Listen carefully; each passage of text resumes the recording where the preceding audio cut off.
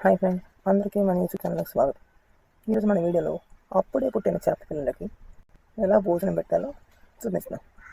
నా దగ్గర అయితే 5 చేపలు ఉన్నాయి ఫ్రెండ్స్. ఇందులో ఒకటి బ్లాక్ మప్పి, మిగతా 4 గోల్డెన్ మప్పీలు. వీటికి ఇప్పుడు భోజనం ఎలా పెట్టుకోవాలో చూద్దాం. ఇది ఫ్రెండ్స్ చేపలు.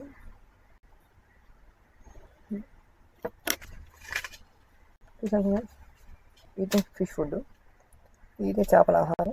పెద్ద చేపలకు అయితే ఇవి పెద్ద చేపలకి ఇవి చేస్తాం ఫ్రెండ్స్. వీటిని కాబట్టి పిల్లలకి ఏంటంటే వీటిని పౌడర్ చేసేయాలి. వాటిని ఎలా పౌడర్ చేసుకోవాలి ఈరోజు ఈ వీడియోలో మీకు చూపిస్తాను. ఇప్పుడు నా దగ్గర ఆల్రెడీ ఓపెన్ చేసిన ప్యాకెట్ ఉంది. ఆ ప్యాకెట్లో కొన్ని గింజలు తీసి మీకు ఎలా పౌడర్ చేసుకొని చూపిస్తాను.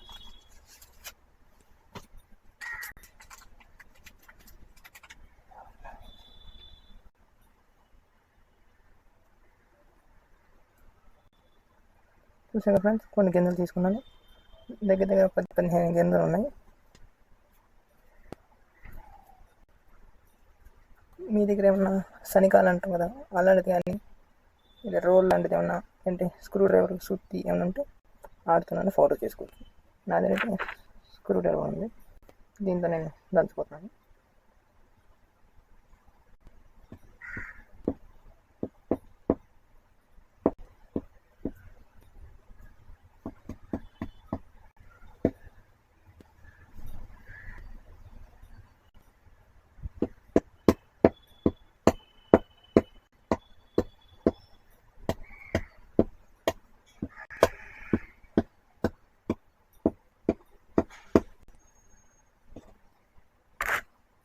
చూసాను ఫ్రెండ్స్, ఇలాగే ఇంకా పౌడర్ చేసుకోవాలి.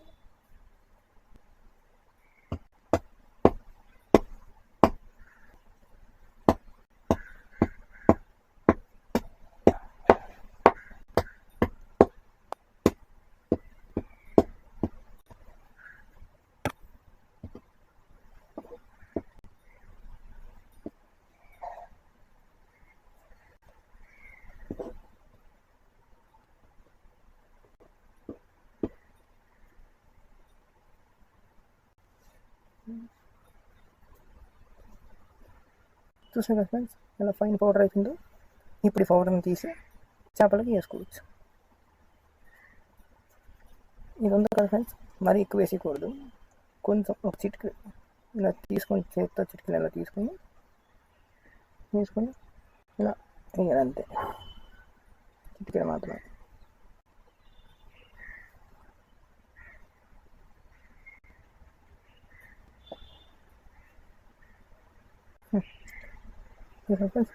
ఇలా వేసుకుంటే అవి తింటాయి.